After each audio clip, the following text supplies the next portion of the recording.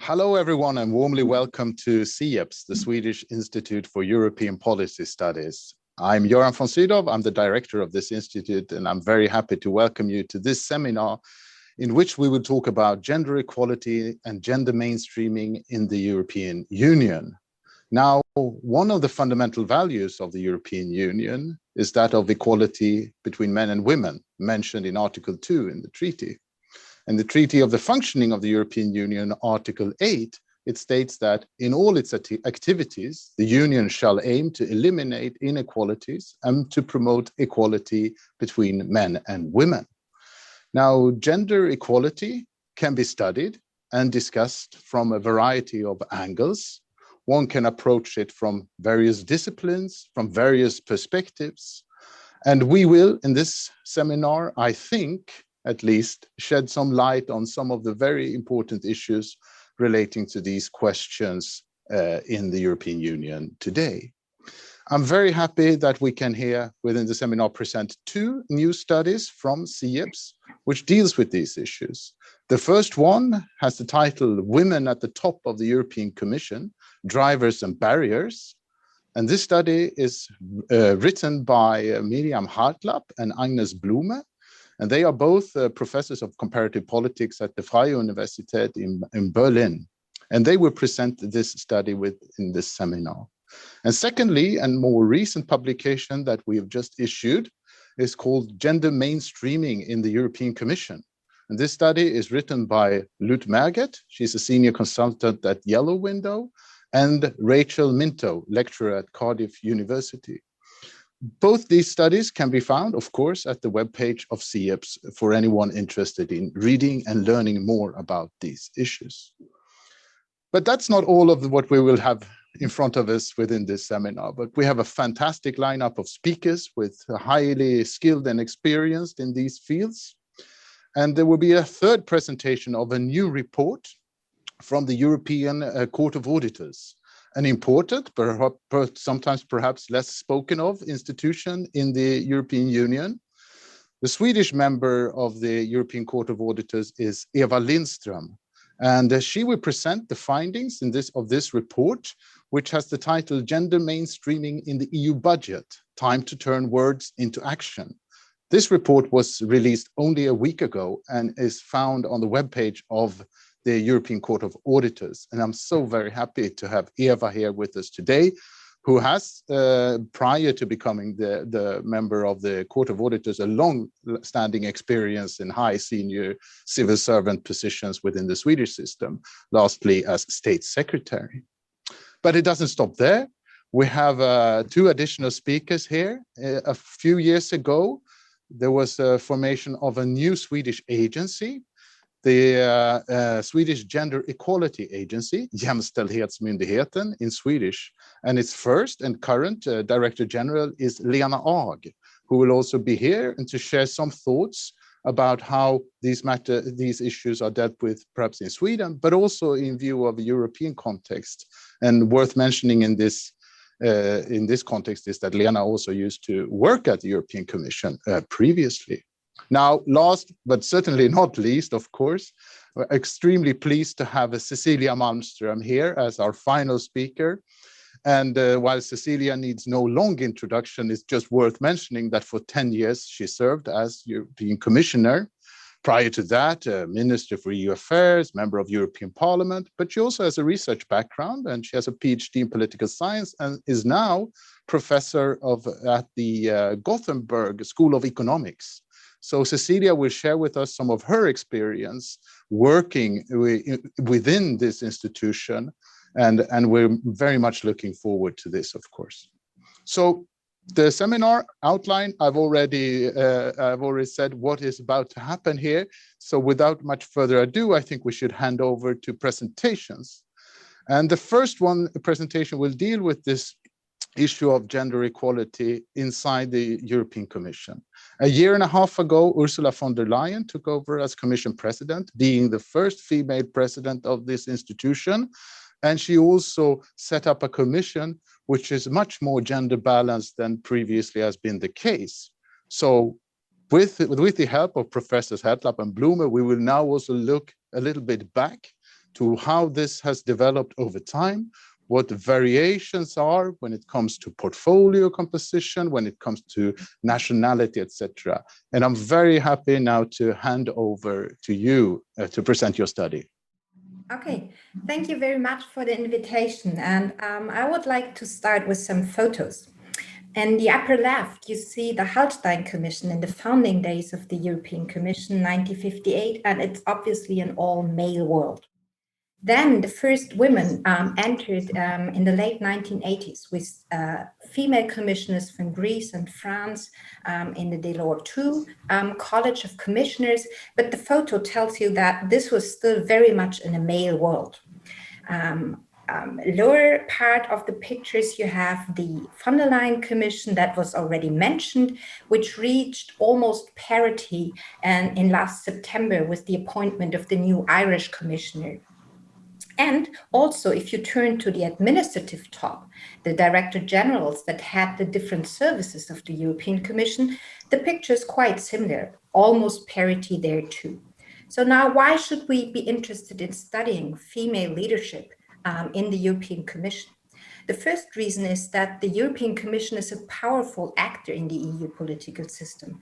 It does have a quasi-monopoly to propose legislation, and it's the guardian of the treaties. And we know from other studies that women sometimes emphasize different topics. They are dealing with different decision-making style in politics. So the question really is, should we know more about these women in the Commission to better understand policy change in the EU system?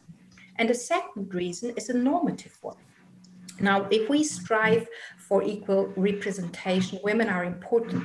And also the Commission as an actor and the European Union as such has proposed a lot of legislation on gender equality. And the question really is, do they live up to their own standards?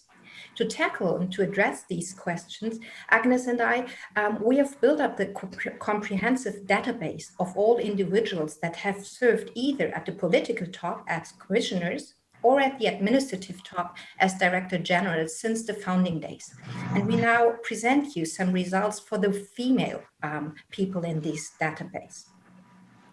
Let me start with the question when women entered the top of the Commission. And here you have on the left hand the absolute numbers and the lower right the shares. And we see that everything started in the late 80s. Now, if you look at the red colors, that's the political top, the commissioners. And you see that the Delors II cabinet has like 12%.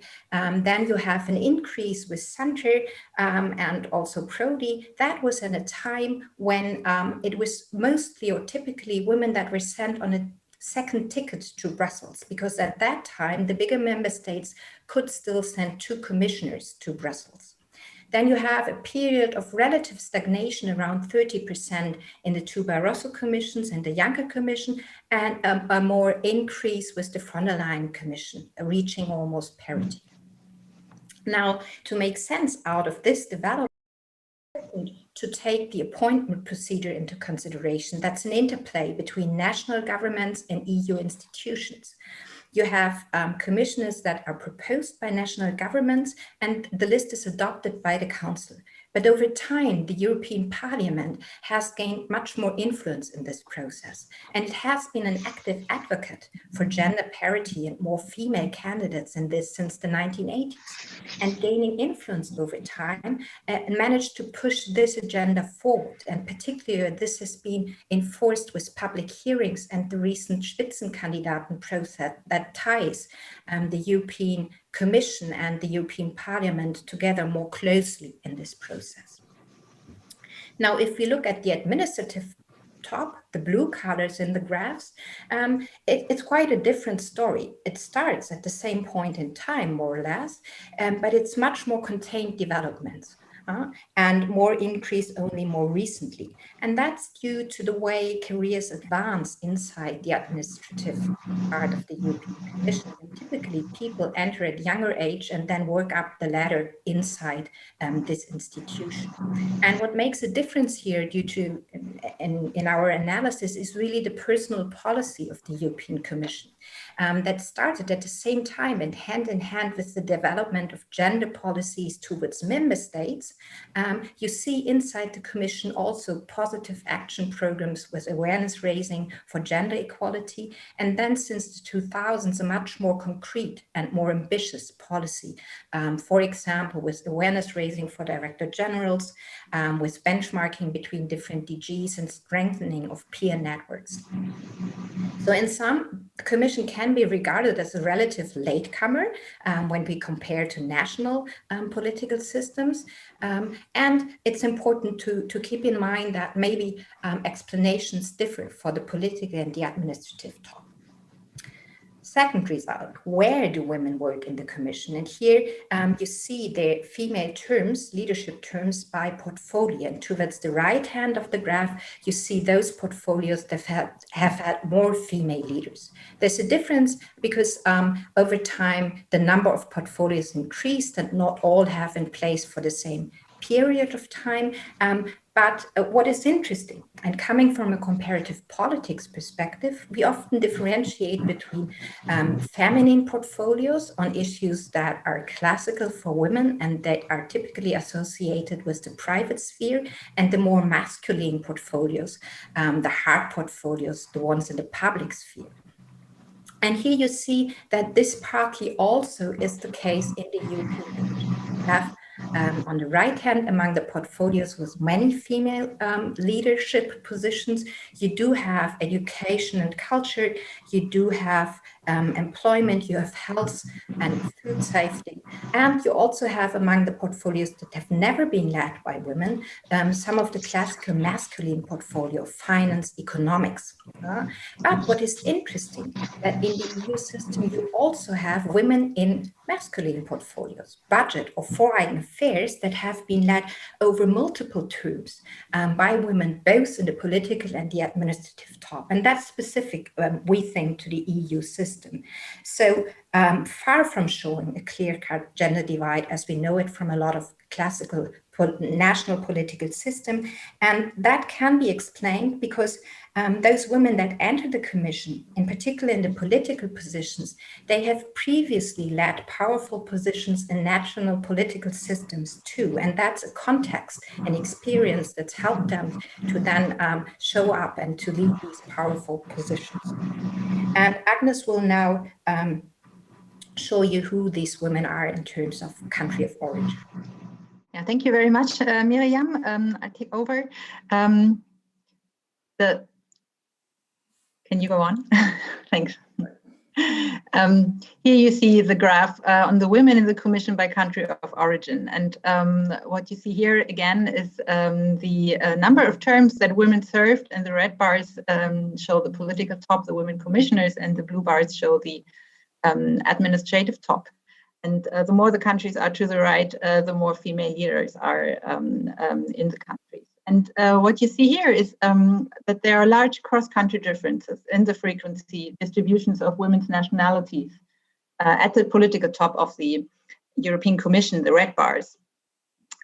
We see that the terms range from 0, for example, in Hungary, but also Slovakia, to 6 in Sweden, 5 in Denmark, and 4 in Bulgaria. And we think that especially the example of Bulgaria is remarkable since the later accession of this country led to an overall fewer terms in the European Commission. What is also remarkable is that all of Sweden's commissioners since the country entered in 1995 have been female. So there are Anita Gradin, Margot Wallström, Cecilia Malmström, and Ylva Johansson. When we look at the administrative top, here we have a different set of countries where those women, or where the highest number of women come from. This is especially France, Luxembourg, and Germany.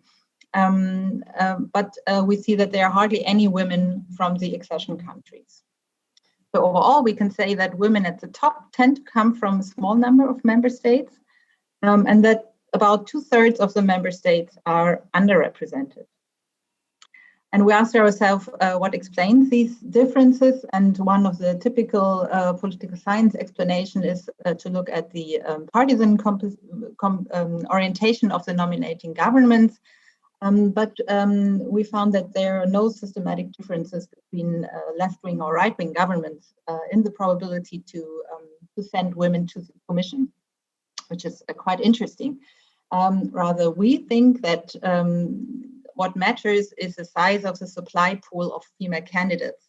So the a larger pool allowed governments to appoint more politically experienced female candidates when the demand for the female commissioners increased in the beginning of the 1990s, which can be shown with the example of Sweden. From the perspective of women in the accession countries, I think that Brussels might present something like a fresh political setting where these top political positions are maybe more easily available than in the home countries, where what studies often show women frequently struggle with gendered institutions. So to sum up, we have looked at when women entered in the Commission, where they are placed and who they are in terms of the country of origin. And we found that after 30 years without any women at the top, the share of women increased both in the Commission and in the administration to almost parity, but only recently. And we think that this is due to a change of procedures when it comes to the Commission, and also the use of positive action plans, in particular for the administrative top. Second, women are more likely to be found in the so-called feminine portfolios, but at the Commission they also occupy powerful and prestigious, often coined as masculine EU portfolios, such as the budget or foreign affairs. So with, different to national parliament, there's no clear-cut gender divide at the EU level. And here we find that previous powerful position of the commissioners somehow serve as a stepping stone for those more masculine portfolios. And last, women at the top tend to come from small number of member states, particularly from the Nordic countries, but also from some Eastern European countries. But 2/3 of the member states are still have an underrepresentation of women. And here we think what is important is the national supply pool of female candidates and their prior qualifications. And last, we want to discuss some issues with you on what actors could do to improve the situation. And first of all, we look at the Commission, and we think that beyond all well-known human resource tools, the Commission should pay particular attention to two issues. And the one is the horizontal gender divides, and the Commission should pay particular attention to assure diversity across portfolios. And it should also keep in mind that there is a different likelihood of women to enter the Commission, and that depends on their national backgrounds. And here we think it's important to identify role models of countries with a strong female presence. For example, Bulgaria for the accession countries, but also France for the founding member states. Our analyses have also pointed to the importance of interrelated efforts of the EU institutions to increase the share of women commissioners. And here we think that it would be of particular value if the Commission President-elect, supported by the European Parliament, should demand at least 2 candidates of different genders from the member states. And that would help to increase the number of women. We think that national governments are also important and also responsible for a change towards towards an increase of female politicians. And here we think that it's also important not only to to establish gender quotas or other instruments, but in particular to target societal norms and attitudes towards female politicians in the country. So, for example, to give up on sex stereotypes in media reporting and to make sure to establish a pool of experienced female candidates. And last, we think that there's also a particular role for women's agency here.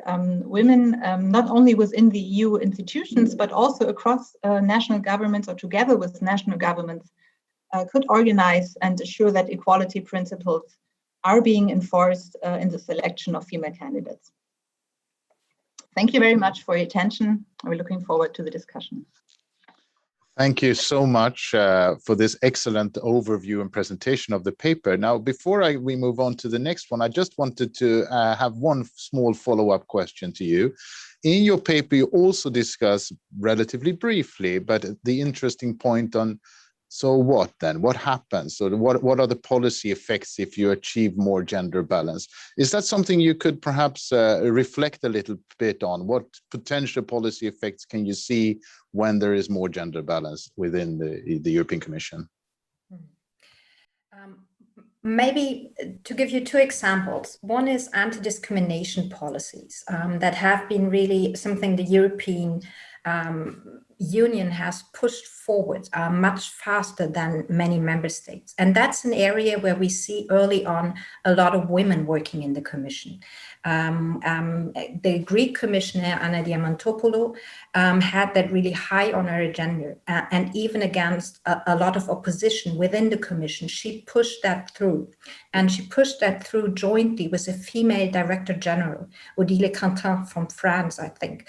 And she kind of carried that on even when the Commissioner had changed. So I think that would be a case where you can see that it matters in terms of the policies that are advanced.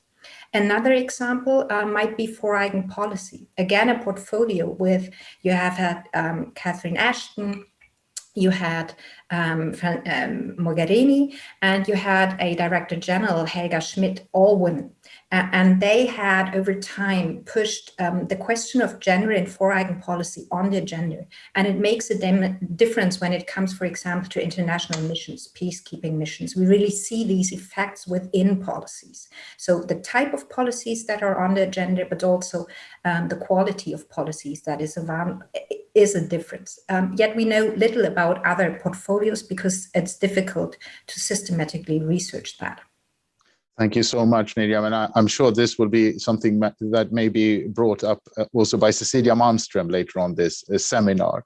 Now, I think we should move on to the next presentation, which then deals with the gender mainstreaming, and that is how to make then gender as an integral part of the whole functioning of the Commission.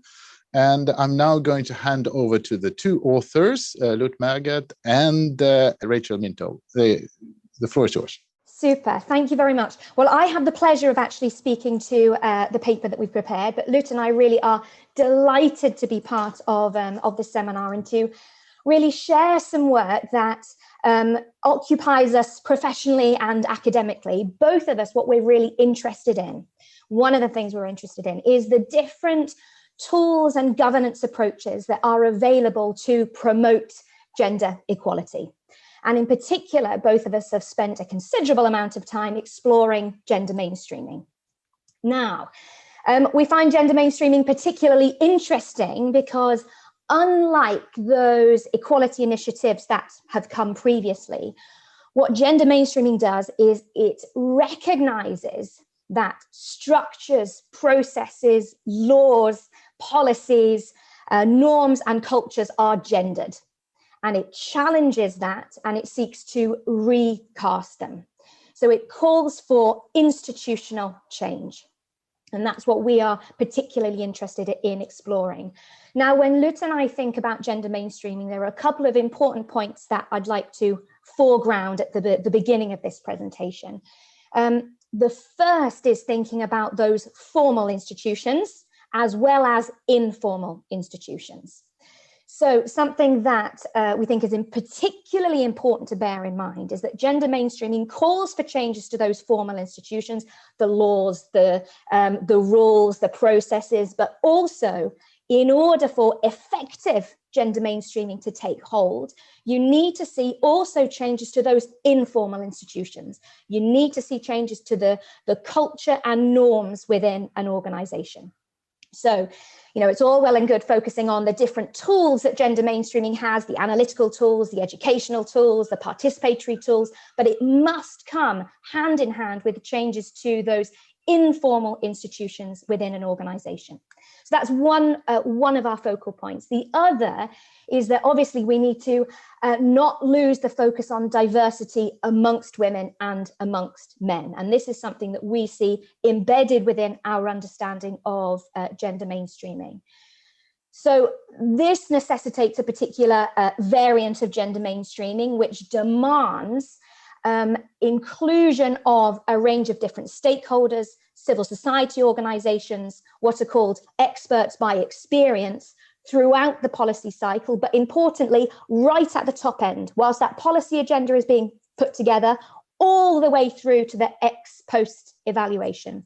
So those are two elements of our understanding of gender mainstreaming that really inform the work that Lut and I undertake. Now, we've focused predominantly on the European Commission. Now, the European Commission adopted gender mainstreaming 25 years ago, back in 1996. And as you said, Göran, in your introduction, I mean, it's really notable that within the primary legislation of the European Union, there is a commitment to promoting equality between women and men in all the activity of the European Union.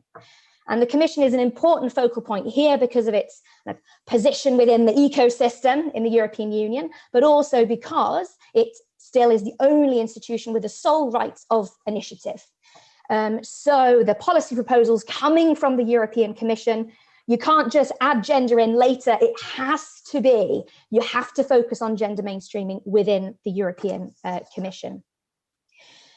So in terms of what we've actually done in this piece of research that we've shared with you in the European policy analysis, what we wanted to really explore was whether that kind of aspirational commitment to gender mainstreaming that's constitutionalized within the treaties can be seen in practice in the European Commission. So what's the gap between that, that aspiration and practice? So in order to assess the extent to which gender mainstreaming has been institutionalized within the European Commission as part of the DNA of the European Commission, we drew on an analytical framework, a five-fold analytical framework that Lut had predominantly was inspired by a piece of work that Lut had previously undertaken, and it's all in the European policy analysis. So I won't go over each dimension now, but we used this framework and we drew on the wealth of existing feminist scholarship that's looked at equality within the European Commission, some newer empirical data. And also we were able to draw on Lut's insights from her work for the European Commission as a gender expert and contractor over a number of years. So taking that data, we were able to provide an assessment of whether we can see the institutionalization of gender mainstreaming in the European Commission. So what did we find? Well, if we look across those 5 different dimensions, we can see that broadly, gender mainstreaming hasn't been strongly institutionalized. There are certainly positive examples. There are pockets of really good practice. And importantly, there have been some kind of promising initiatives under the leadership of the new European, well, not so new, my apologies, the current European Commission President, Ursula von der Leyen, but looking across the services of the Commission, looking over time, really that institutionalization is poor, both when we think about the formal and the informal institutions. So the next part of our research, which I think is probably the most useful contribution that Lut and I are making in this analysis, is trying to understand why. So what have been the barriers and roadblocks to really seeing that institutionalization of gender mainstreaming? And Lut and I have identified 5, and that's what I'm going to be focusing on for really the remainder of this presentation. So what stopped gender mainstreaming from becoming fully normalized within the Commission? Well, firstly, we can see the real weakness in the institutional ownership and oversight of gender mainstreaming. And it's important in this point, and this actually marries really nicely with Professor Hartlapp and Professor Blome's work, to look at both the political side of the Commission and also the Commission as an administration. So in both of those, you need to see that there is a contact point with the authority and the resource to be able to ensure that gender is mainstreamed and there's the quality, accountability and compliance attached to that mainstreaming of gender. So that's the first point about institutional ownership.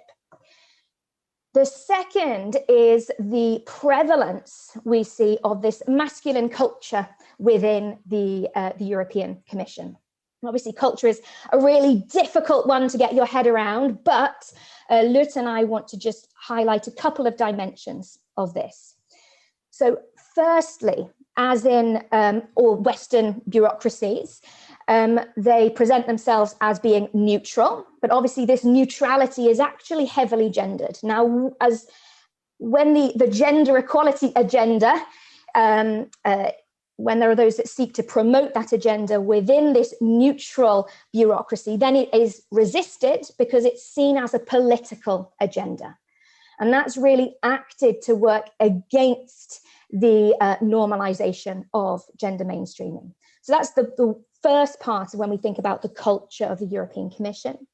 And the other is thinking about the hierarchical nature of the Commission, and often the way in which decision-making isn't fully transparent. So what happens is that we see at the more junior levels within the Commission, this activity to promote gender equality. As it gets further up the echelons of the administration, it vanishes. And we can't see why it's vanishing or how it's vanishing, and there are no accountability mechanisms to stop that from happening.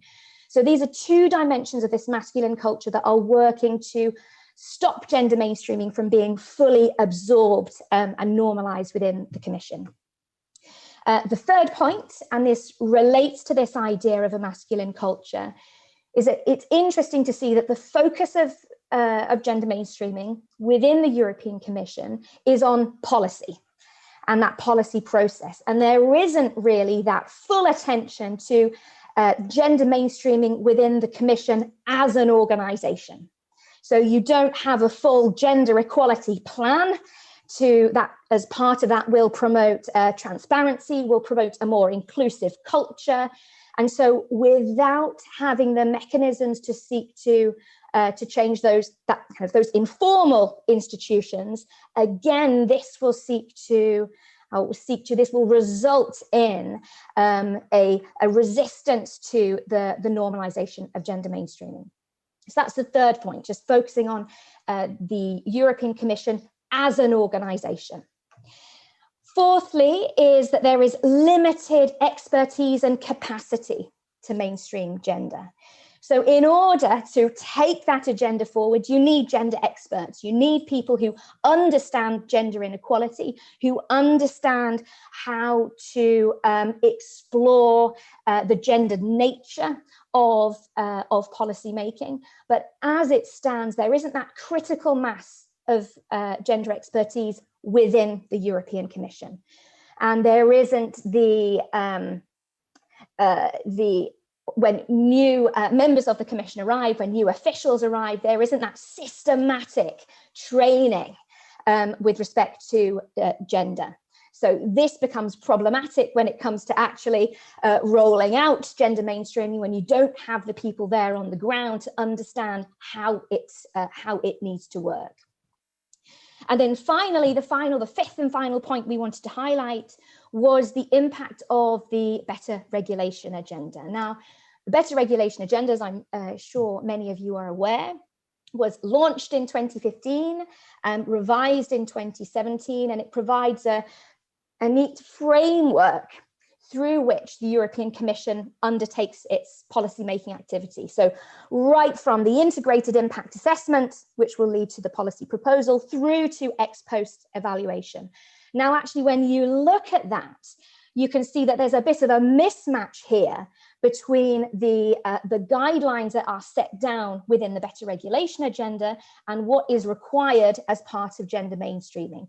Ideally, that better regulation agenda could be used as a tool for gender mainstreaming. But actually what you can see is that there are parts of it that actually undermine a more effective implementation, institutionalization of gender mainstreaming. So those are the 5 kind of barriers, if you like, or roadblocks that Lutz and I have identified. And as I say, it's all in our piece on the sieps website. Now, from that point, Lutz and I present 6 recommendations. I'm not going to rattle through those now. They're all, you can peruse those at your leisure. But to close, instead, Lutz and I wanted to focus on kind of 3 key points that we'd like you to take with you and we think might be useful as we think about what's going to happen next. The first point is we really wanted to draw attention to focusing on gender equality within the European Commission as an organization, as an institution. And unless that is really embraced wholeheartedly and unless we get to the point where we can see that kind of cultural and normative change within the institution, then it's always going to be a challenge for gender mainstreaming in terms of rolling out those more formal, the more formal elements of gender mainstreaming. So we need to make sure that's a focus on the Commission as an institution, as well as that policy making process. The second point to note is let's make sure that those recent advances that we've seen, which have been mentioned in part already, so the Commissioner for Equality, there is a gender equality strategy once again, there's a team in the Secretariat General to support the work of the Commissioner. This is all really positive, so let's ensure that we can actually capitalise this, because there is absolutely a risk that the potential of these things will not be realised, but there is an opportunity now to really push these forward. And the final point on which Lutz and I will end, and this is something really you could end any discussion about gender equality and governance with this statement. It's nothing groundbreaking, I'm afraid, but the key ingredients of making this work are political will and resources. And you just can't get around that. In order to see the kind of full implementation and normalization of gender mainstreaming, to realize gender equality, there has to be that commitment and there has to be the dedication of resource. So it's those 3 points we wanted to leave you with. And at that point, I will hand back, but Lutz and I are really looking forward to the discussion following the presentations. Thank you. Well, thank you so much, Rachel, for this lively and inspiring presentation of your interesting analysis. And obviously, when you talk about the better regulation agenda, about how to govern and steer the Commission, you talk also about resources. That provides the perfect bridge over to the next presentation, I think, which is from Eva Lindström and the European Court of Auditors, and your interesting and very new report that I think for the first time will be presented also to the Swedish audience, although it's in our English language that we have this seminar. But I'm really happy to have you here, Eva, and I'm very much looking forward to hear your presentation of your key findings in this important report. Over to you. Thank you very much, Göran, and thank you for the kind invitation to this very interesting seminar. Just a few words on the European Court of Auditors. We are the external and independent auditor of the EU, and of course we focus very much on the implementation of the budget, and our main auditee is the European Commission. We perform both financial compliance and performance audit, and as you said, this special report, this performance audit report was presented as late as last week.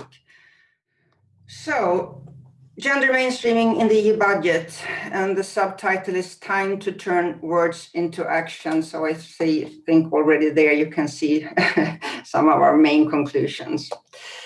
I think first it might be interesting to sort of reflect a little bit, why on earth are the Court of Auditors focusing this? Why are we looking at gender equality? And I can also say that this is the first time we looked into gender mainstreaming in the BE budget in the sort of the history of the European Court of Auditors. So I really think personally that it was about time. But of course, I mean, there are some really strong arguments for being engaged in this. It is a fundamental value stated in the EU treaty. There have also been several strong calls from legislators, both from the Parliament and from the Council. And the EU has also made several important international commitments. So I think this is, of course, really, really important sort of background. And it is very much about sort of human rights, anti-discrimination, and as I said, the fundamental values stated in the EU treaty. But I think also it's important to underline that it actually also is about economic growth. So thereby also being sort of a fundamental basis for the EU project, sort of supporting growth and welfare in the member states. And we have this agency, the European Institute for Gender Equality. They have estimated that improved gender equality could lead to increasing the EU GDP per capita with something between 6 and 9.5% by 2050. And actually, on this slide, you see the member states has been grouped according to their level of gender equality in the area of work in IGE's Gender Equality Index. And we see that estimated impacts go from an increase of sort of 4% in low impact countries up to 12% in high impact countries. I think it was also very interesting to listen to Agnes, your presentation of how it looks. I mean, what is the gender situation when it comes to the Commission? Because I think the diagram you showed could a little bit sort of mirror the situation also in the member states. But we know that progress towards sort of full gender equality is slow. IGE has this index where on average EU members scored 68% out of 100 in 2020. And we know at the current pace of progress, one point every 2 years, it will take more than sort of 60 years to achieve gender equality in the EU. And we know also that several studies conclude that support for equal rights has decreased in some countries in recent years. We also know that Hungary and Poland are sort of actively against having the expression gender equality in EU documents. And we also know that the current pandemic crisis has also exacerbated gender inequality. So, and also the Parliament has argued for gender mainstreaming and gender budgeting in the COVID-19 recovery. So I think you can say that gender equality is at stake in Europe. So this is also an important factor behind why we're looking at this. I think most of you recognize the expression gender mainstreaming. For us, it was important to also try to define it in the report. And we talk about sort of a systematically approach considering gender perspective in all policy making at all levels. And this means doing an analysis, setting the objectives and indicators and monitor these objectives. And finally, of course, report for decision making, but also for accountability. In this audit, we wanted to know if the MFF, but also the annual EU budgets integrate a gender perspective. We also wanted to know if the Commission can demonstrate any results of the main EU funding programs on gender equality. And as I said, our main auditee is, like in most other special reports, the European Commission. We looked at the preceding MFF period, but also at the current, and we have looked especially into Erasmus+, 3 of the European Structural Investment Funds, and also the Common Agriculture Policy. We also looked at the Recovery and Resilience Facility. So just from a sort of sound financial management, what do we talk about when we talk about mainstreaming, and what would the key elements be in a gender mainstreaming? I think first, it's of course important, and this has also already been mentioned, you have to do the gender analysis and the impact assessment.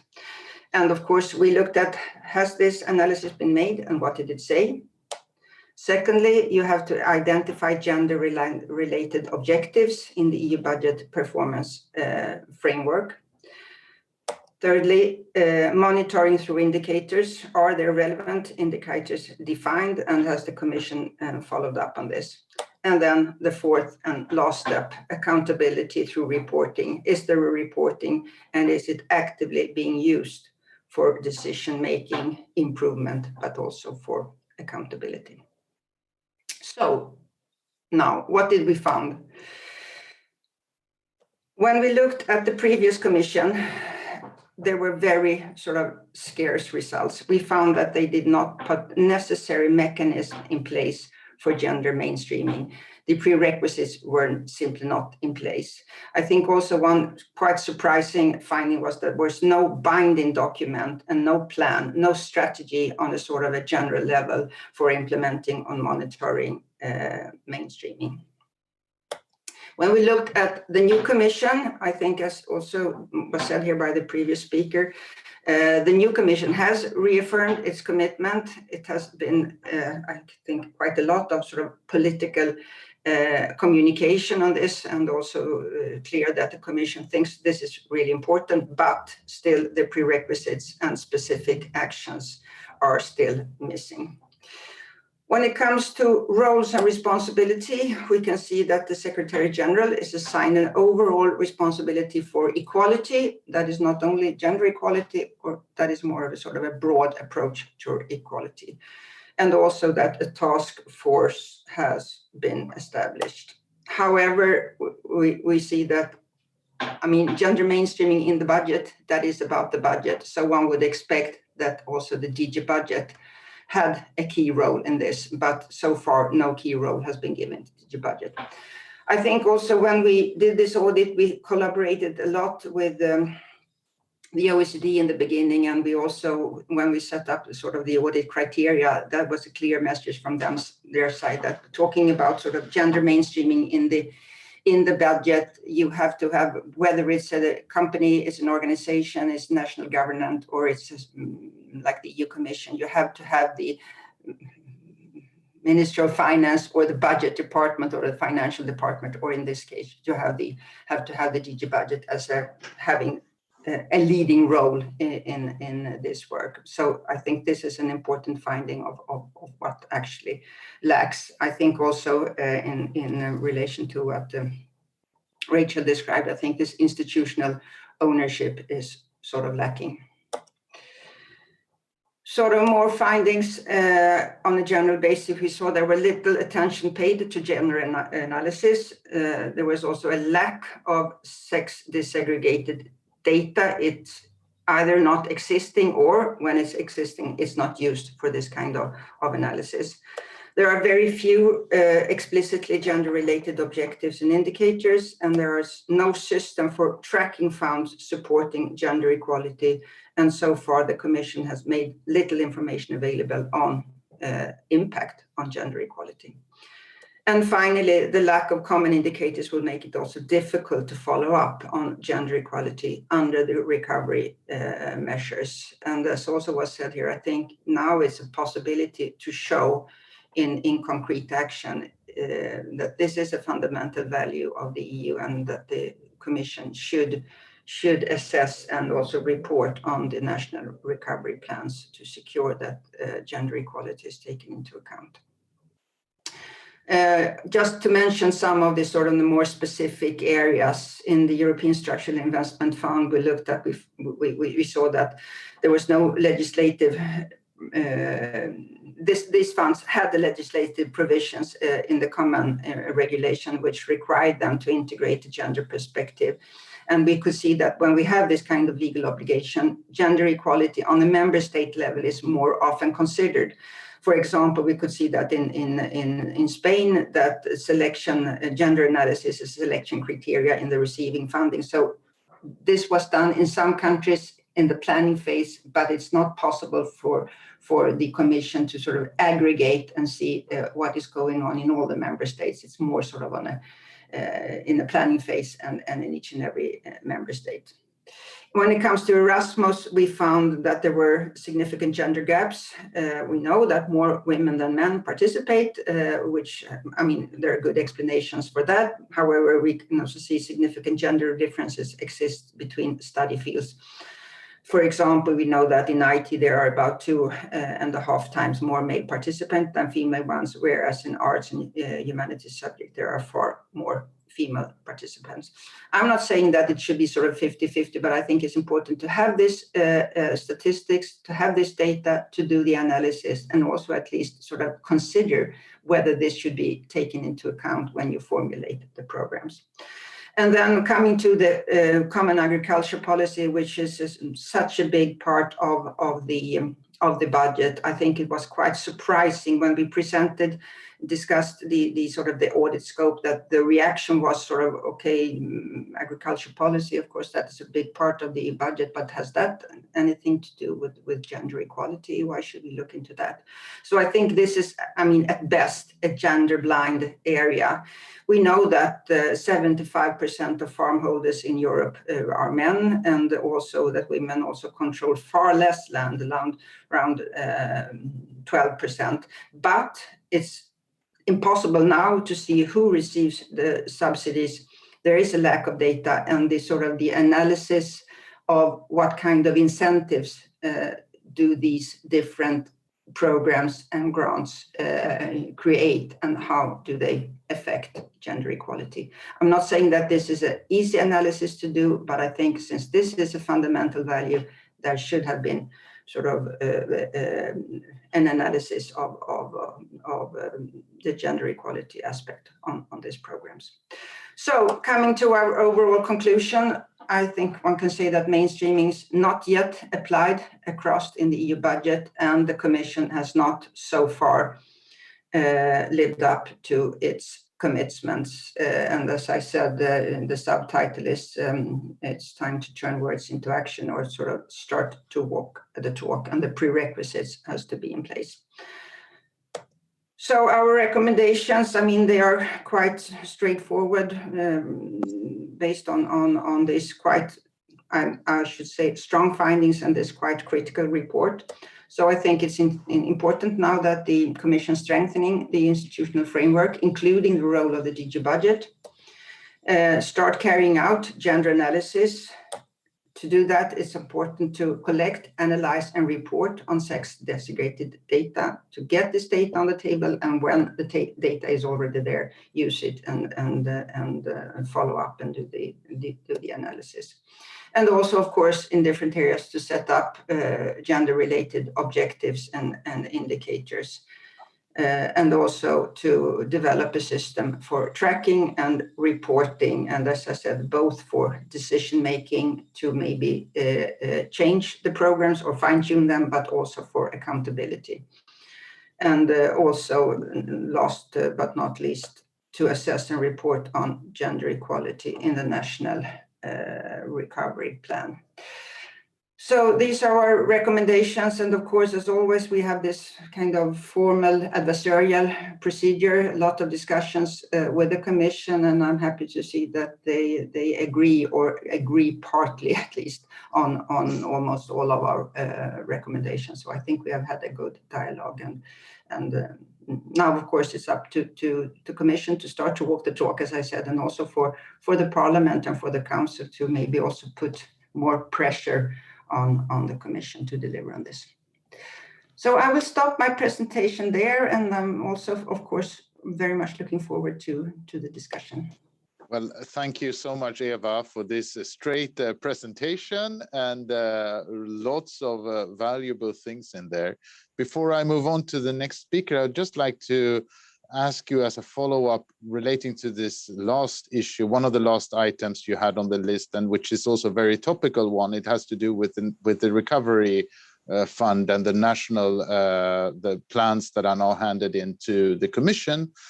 In more concrete terms, what would you like to see when the Commission deals with the recovery and this resilience and recovery fund, and to what extent do you think the member states are willing to live up to those commitments? I mean, we haven't seen all of these plans, of course, yet, but looking at it from that lens, what would you like to see in this discussion? As I said, I think, I mean, this is an opportunity. There's a lot of money now going out to the member states. So I think really what the Commission should do is to really properly assess these recovery plans and sort of secure that this perspective is taken into account. And then at the end of the day, of course, it's also for the Council to put pressure on this. And I think also here, I mean, I'm totally convinced that the Swedish government can also play an important role, also being sort of the first feministic government. So I think this is something that should come high up on the agenda. I mean, there are some really big challenges with the resilient and recovery funds and also the European Court of Auditors. We have given some opinions on the construction. I mean, there's a lot of money being spent in a quite sort of a short time, which is sort of, I can fully acknowledge that is necessary. But of course, there are also risks related to this. And it's a very sort of delegated system. I mean, it's a performance-based with these goals and milestones that should be followed up on sort of a performance basis. So it's more or less like a sort of a budget support to the member states. So I think to put pressure on the plans, and then of course to follow up on this, what actually happened and how is this working out in the different member states. And as I said, I think we have quite a sort of a worrying situation in some member states. Excellent. Thank you so much, Eva. And you will come back in the discussion later on. Now, moving on in the program, and there are still two speakers who have been listening here to these presentations and taking part also of the papers that we presented there and today. And I would first like to give the floor to Lena Agh from the Gender Equality Agency to hear your reflections on this theme. Thank you, Göran. Well, and thank you so much for your presentations. You know, I don't know, but I can relate to everything you say. Basically, it seems like it's no news, and I think my main comment to this is really that drivers and barriers for increased gender equality, be it representation or gender mainstreaming or gender budgeting, which is basically gender mainstreaming of budgets. I mean, those drivers and barriers are more or less the same within the whole EU and member states, and even and also, of course, the country I know best, that is Sweden. So the Swedish Gender Equality Agency just recently published a report on gender equality, dealing with power and influence within the political sphere and parts of the public administrations in public administration in Sweden. And our report also includes a research overview on gendered aspects of political leadership. So the patterns of women's representation that is present in the European Commission are patterns that are visible in Swedish societal life too. I mean, this year, the Swedish Parliament marks 100 years of democracy and universal suffrage, despite the positive development towards a higher representation of women in power. There are still fewer women than men on top positions, both in politics and in the business sector. Our report didn't include the business sector. Other reports are, but not ours. So both the political sphere and the labor market, for instance, are still very much gendered in terms of women and men working in different domains. In politics, we can see gendered patterns of representation on both local and national levels. Even though Sweden has a fairly good equal representation in parliament, around 47.2% women at the moment since the last election, which of course is not it's not bad, and it has been a bit of a difference over time, over the years. But I guess since the mid 1990s, between 40 and 50%. And of course, the Swedish government, as Eva pointed out, is a feminist government, and thereby, have basically the equal representation of men and women, and that goes for governments of various political affiliations, at least in the later years. But I'm sure you know of that. But however, what we see on a regional and local levels are slightly different patterns, and we see a slightly downward trend when it comes to mayors in municipalities, down from 37% women in 2014 to 32% after the elections in 2018, and of course that's something that we need to keep an eye on. But anyway, back to the Swedish Parliament. If we take a look at the parliamentary committees, I mean, you have to dwell a bit deeper into these numbers, but if you take a look at the parliamentary committees, for example, they are clearly gendered. Only 6 of 15 committees have a gender balance. The rest of the committees are dominated either by men or by women, along the lines of one of the reports that you point out on what kind of issues they deal with. So women dominate only in the committees of social insurance and health and welfare, whereas men, for example, the committees of finance, taxation, and foreign affairs. And these are issues, of course, regarded as hard or masculine issues, as some of you pointed out. And we can discuss labeling at some other times here of these issues. But anyway, but I think it's essential not only to focus on quantitative representation of women and men, but also on the qualitative aspects of gender inequalities within political institutions and society at large.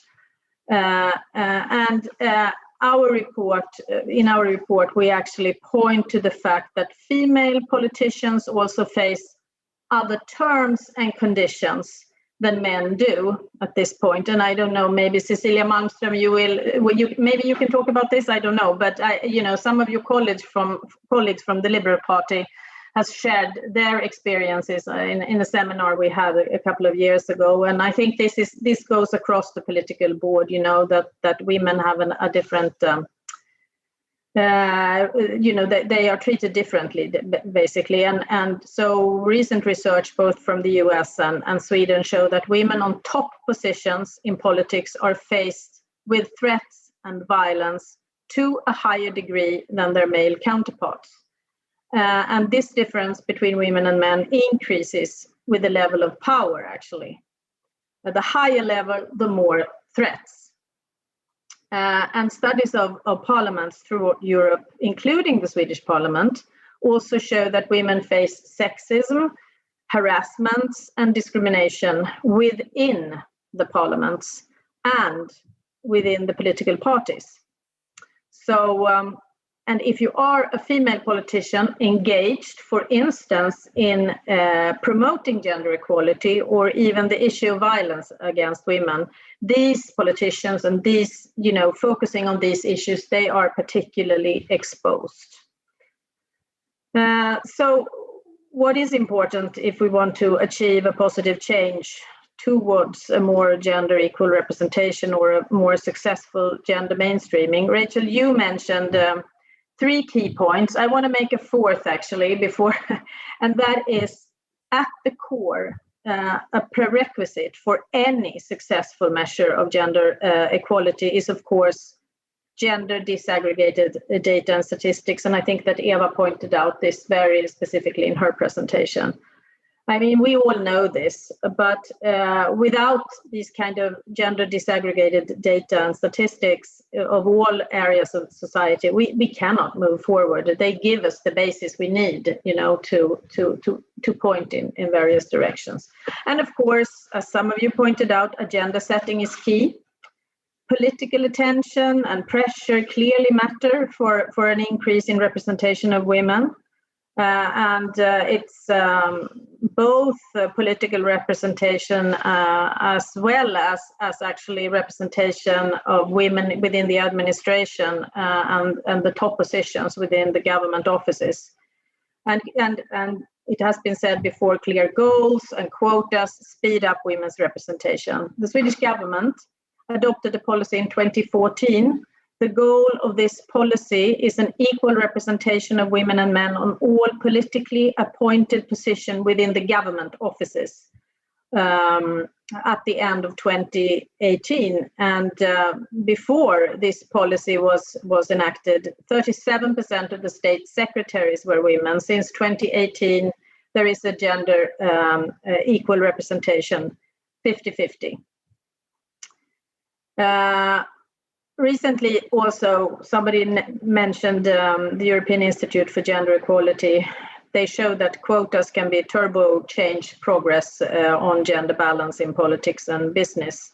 Now, Sweden has its own history regarding quotas, and maybe if we have time, we can come back to that. But we do not have really quotas in Sweden, but we've had a very lively debate. So political parties take this very seriously and have their own systems for this. So, but we also need to recognize the subtle and informal processes, and it has been mentioned cultures and so on that leads to gender inequalities. And I think it's important, but it's not enough with HR or personnel policies and on the gender dimension of political nominations and recruitment policies, etc. Our experience of supporting the implementation of gender mainstreaming, particularly in the Swedish governmental agencies, which is our assignment from the Swedish government, one of them, is the need for clear commitments from the top. And then I talk about both clear directives from the government. This is what you should do. You have to do it, and you have to report back on how you succeed. But also for the top echelons of the government agencies, director generals like me, for instance. I had a number of director generals, including their staff, on a number of occasions, sitting for 3 hours with us and actually discussing, how to move forward when it comes to gender mainstreaming. I mean, their commitment was clear, and I was very proud of that, actually. So everything you've said about following up, systematic benchmarking, clear structures, etc., strong ownership, and so on, is important when it comes to these aspects. And I think in these times, because some of you pointed to a certain the notion that this is a very political issue, or even party political issue, which we can see in Sweden now, makes sometimes the work, the progress hard. But of course, the organizational aspects are key. And for us, I think in Sweden, we have chosen a slightly different path. We are not so much into now internal culture, etc., because that's something that we have moved forward on. Now we concentrate on the core business. So you need to define what kind of problems, what kind of inequalities your core business have, and to make the problem analysis and so to say, and what problems should be addressed and so on. So it's more focus on the core business. So I don't know if I have time. I'm over time, I guess. So I'll just wrap up. I tried to be very concrete. You see, I think gender mainstreaming is a difficult concept for many people to understand. So you have to be as concrete as possible. But I'll wrap up.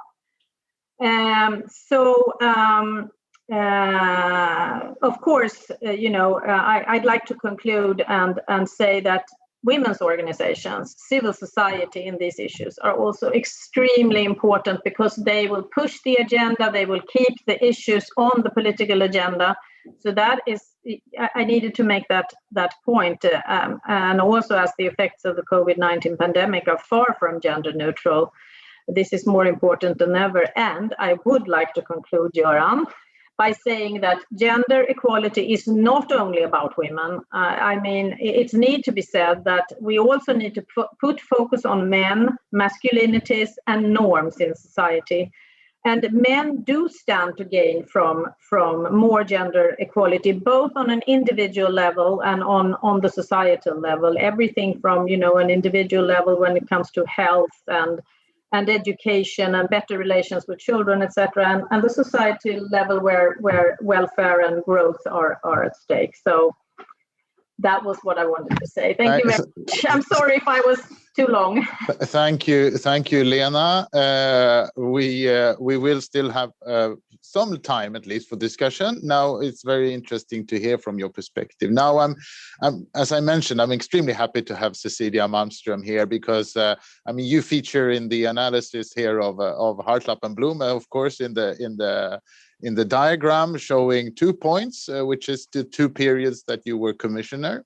And I'm sure, drawing on this experience, you have plenty that you can share with us and reflections also on the discussions that we have heard. So I'm so happy to hand over to you now, Cecilia. Thank you very much, Göran. Thank you for inviting me, and thank you for all the fascinating presentations that I have read with great interest and also listened to. I'm definitely not here to sort of respond to allegations against the Commission, because of course lots of your criticism and your constructive proposals on how to move forward I completely agree with. Just maybe more on an anecdotal level, talk a little bit of how we have tried to look at this from inside the Commission, where I spent 10 years. And I've also spent time in all the other institutions, so I have some comparative knowledge that could maybe add on this. I think what you are proposing extremely important. It is clear that the Commission needs a more gender mainstreamed approach, a more coherent strategy. The budget approach, as you mentioned, Eva, is very important, especially now, as we said, and I think Lena mentioned it as well, that we see that COVID has hit women to a larger extent than men. There are more women unemployed, more women, small companies have gone bankrupt, more women have taken a disproportionate responsibility for families, for their children education during lockdown. And this will be have effects for a very long time. So it's a definite need to gender mainstream the budget and the recovery plans. We can talk more about that. I'm not sure really I agree that there is a sort of systematic resistance towards gender equality as an ideological objective in general in the Commission. Certainly there are pockets of huge resistance and individuals, but I've seen during my 10 years that there has been a change, that maybe it's more a question of lack of knowledge, how to do it, and you know, how to approach it and how to work with it on a more daily basis than actually a resistance. There are lots of people who really try to work with these issues, lots of things still to do, absolutely, I don't contest that, but there is an awareness and an openness to work with gender equality and mainstreaming, and certainly it has taken a leap forward during the current Commission under Mrs. Ursula von der Leyen. Juncker was under pressure when he was appointed to appoint a more gender balanced Commission, and I think he really wanted, and he has he has recorded some of his more private talks with prime ministers, but some of them, you know, bluntly refused to nominate a woman, and if you don't get that, it's hard to do. Some at that point there were some governments where there were not one single woman in government, so of course that complicated. So he failed on that, even if he took one. I think it was one more woman than compared to the Barroso Commission. But he tried to compensate that by giving important posts to women. Federica Mogherini was already appointed by the European Council, but he appointed women on powerful positions: internal market, competition, trade, where I was, budget, transport. These are areas where the Commission has a lot of competence, a lot of power. And on some of these posts, we haven't seen many women in the past. We also had regular meetings on our weekly meetings with the College of Commissioners. I think every month there was on the agenda a point where the Budget Commissioner first Mrs. Kristalina Georgieva and then Günther Oettinger reported on how gender equality is going in the recruitment of new positions and in the DGs and so on. So we had a check and could put questions and follow up. Many of us commissioners also tried to advance that agenda. I appointed a woman commissioner for DG Trade, the first woman ever on that position. It's a very male-dominated DG. Also, I appointed, because that's what the commissioners can do, appointed 2 women deputy general directors. On the lower levels, you don't really have that power as a commissioner, but you can promote, you can push, you can support different team working groups, different networks, different mentorship programs, different coaching, and so on. And I know that many of my colleagues, both men and women, did the same on their level. We were also trying to appoint women heads of cabinets. There were not as many. There are a little bit more now, but still it's a minority because they play an important role, of course, preparing for the commissioners. And they also had a woman network for women commissioners. We also tried, I certainly made sure to have a gender balanced cabinet because that has an influence as well. And this is something that maybe the Commission in the future should recommend, not only to have a nationality balanced, to have a spread of nationalities, but also to have a balanced cabinet, because that makes better decisions, obviously. This is not an obligation today.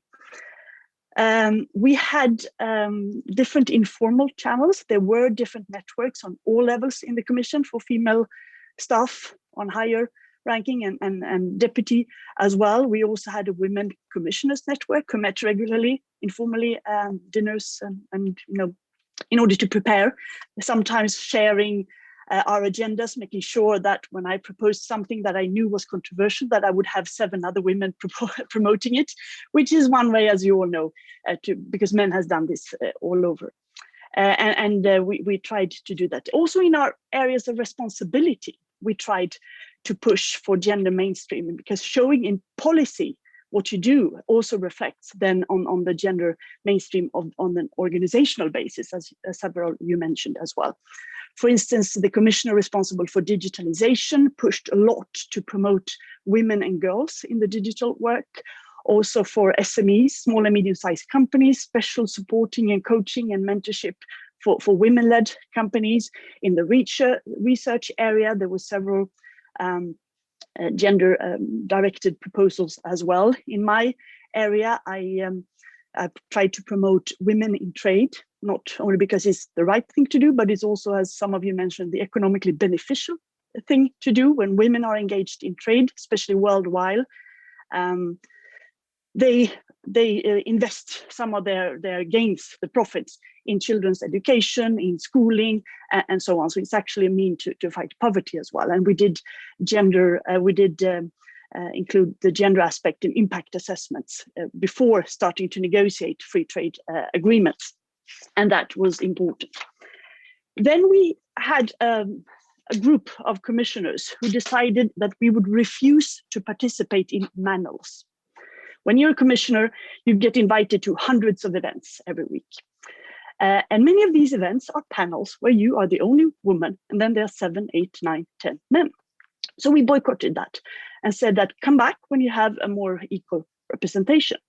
And that was the instruction to our cabinets to do that, and we said it. And several of the male commissioners did the same. And that sends a signal both internally in the commission that don't organize seminars that are manuals, make them equal, but also to the external world that I'm happy to contribute and to participate to different events, but not as an alibi. And if you can't find any woman in Brussels who can talk about trade, give me half an hour, I'll send you 200 names. Because that's just not an excuse. So the manual guerrilla, anti-manual guerrilla, actually has had some impact. And today it's rarer that you see them advertised. And I can go on for this, of course, but just to sum up, that I think your proposals are really good. Of course, everything Eva said on the budget mainstreaming, on the follow-up, on the accountability, on the indicators, because there I think there's a lack of knowledge. How do you measure it? How do you know that you have a gender mainstream budget? On the Spitzenkandidat, Mrs. Ursula von der Leyen was not a Spitzencandidate. She came out of nowhere. But she and future Commission President still has to have the approval of the Parliament. And the Parliament can push and should continue to do so. And Mrs. von der Leyen was very eager in trying really to convince member states to nominate 2 candidates. And that is, of course, something should be continued. Spitzenkandidat or not, I can have another seminar on that, Göran. Yes. But whoever is nominated, that person needs the confirmation from the Parliament, and this is an important asset. So I hope the European Parliament will continue to push for that.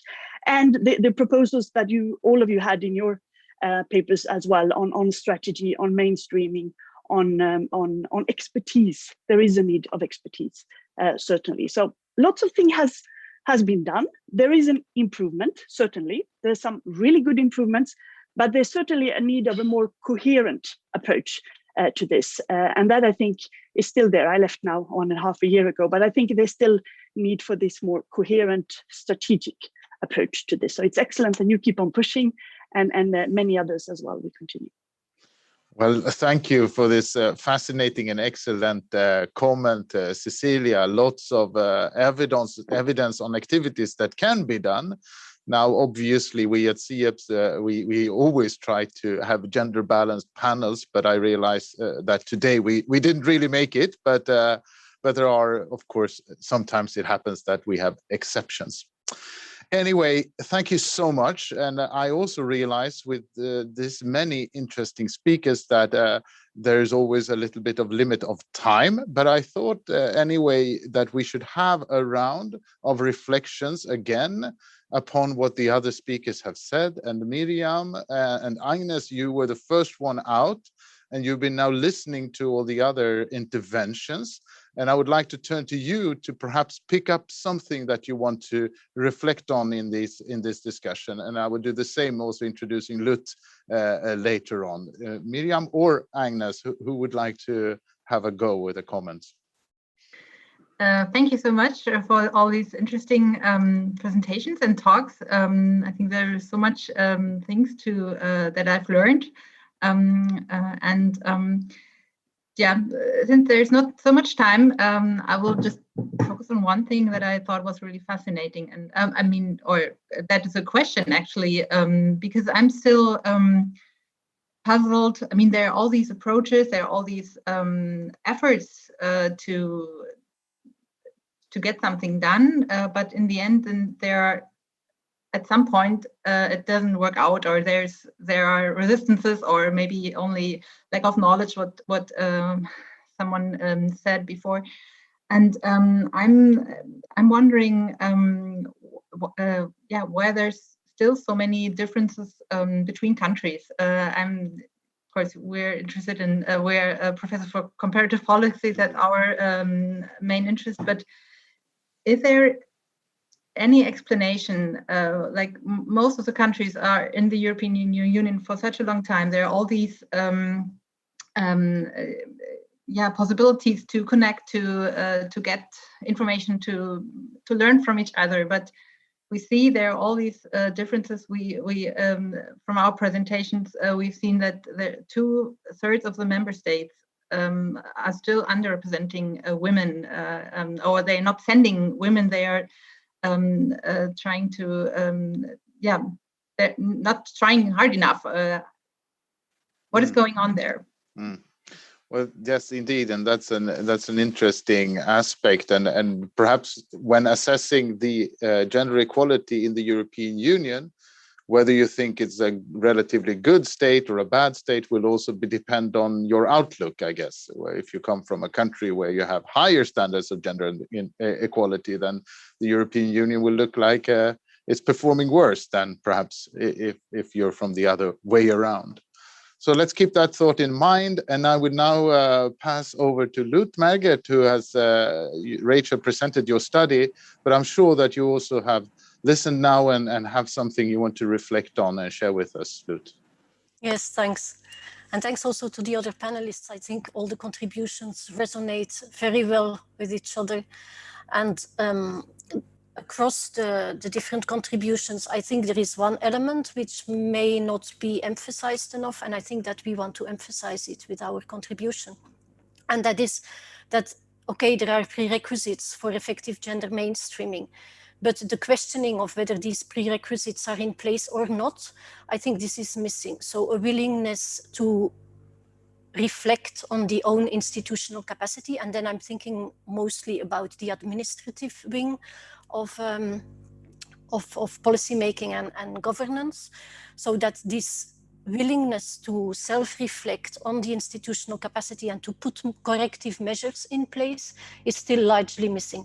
And I think that self-reflection on institutional capacity should be an integral part of the commitment to gender mainstreaming. So gender mainstreaming is not just trying to implement or to put on gender lenses in all phases of the policy making, but it's also questioning the own capacity to actually deliver upon that promise. And if Cecilia is saying that there is no resistance across the Commission because there is openness and willingness, but probably lack of knowledge or lack of expertise or uncertainty on how to do it, then why is that so? Is it because the capacity has not been built? And why is this capacity not being built? And who is in charge of, and who has the competence to decide that this capacity must be built inside the organization? And I cannot see any other explanation than some sort of resistance at the top echelons that this expertise is indeed required and needed. And I am willing to accept that resistance is not there across the board, but we have strong suspicions that the resistance is very much there in the top echelons, especially there where there haven't been female directors general or vice deputies or so in place. And I am most familiar with the DG Research and Innovation, and there we see a lot of efforts and a consistent contribution to gender mainstreaming with ups and downs, but this black box is still in place and is somewhere across the echelons, and when initiatives rise higher to the top, at some place things evaporate, and then it's very hard to detect where that happens and who is actually resisting the efforts towards gender mainstreaming. So I think there is a combination of resistance and lack of expertise and a need to actually question the institutional capacity, which is not yet there. Excellent. Thank you, Lut. Now for Eva and also for Lena, I thought, you also have room for a final reflection, although we're running a little bit out of time. But I also perhaps would like to suggest to you, you both have experience in working with gender mainstreaming in the Swedish context, perhaps also to reflect if there are any experiences that you can draw from a Swedish context that can be transposed to the European level to make this work more effectively. But Eva, you're also free to make your own reflection on this discussion.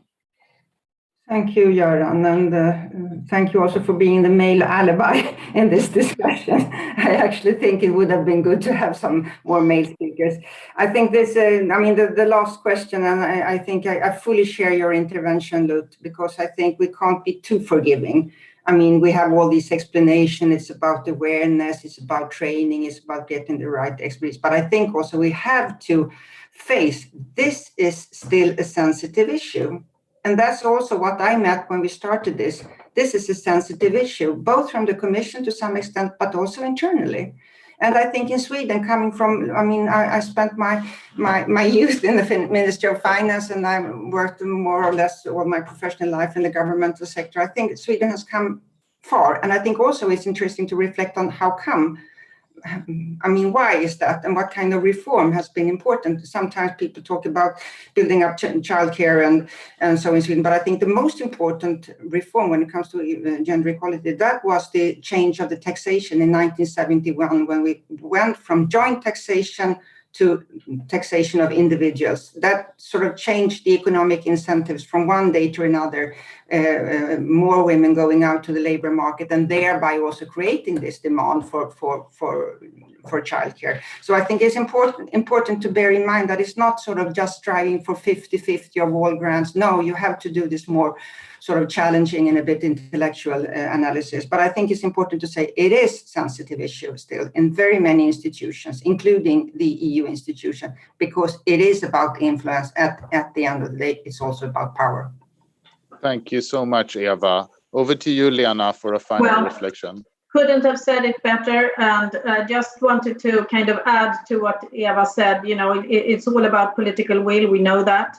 But I also said that I think gender mainstreaming can be a very difficult concept for people to really grasp what is this all about. So we need to be very concrete to show, you know, that it's relevant also for making a better policy for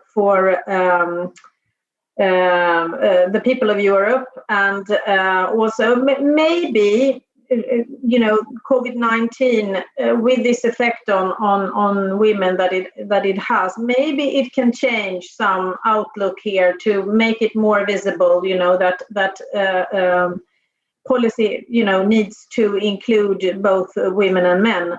But I cannot, and I think that is my role here to emphasize institutionalization of gender equality policy and the mainstreaming. And for Sweden, you know, we are a new state agency, and for us it's really, or for the government, it is important to really finally institutionalize, you know, the drive towards gender equality in a clear way. So, you know, institutionalization is very important, I think, because then, you know, governments can change, but if you do have an institutionalization, you know, the gender mainstreaming and the processes will continue.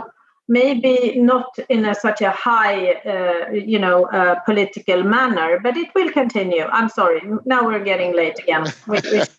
Thank you, Lena. And obviously, I will also have to give the floor to Cecilia, of course, for your final reflection. I mean, you already made this broad perspective, but perhaps if I can encourage you to then look a little bit to the future, perhaps where we're heading in this area as you see it. Well, I think you need to decide.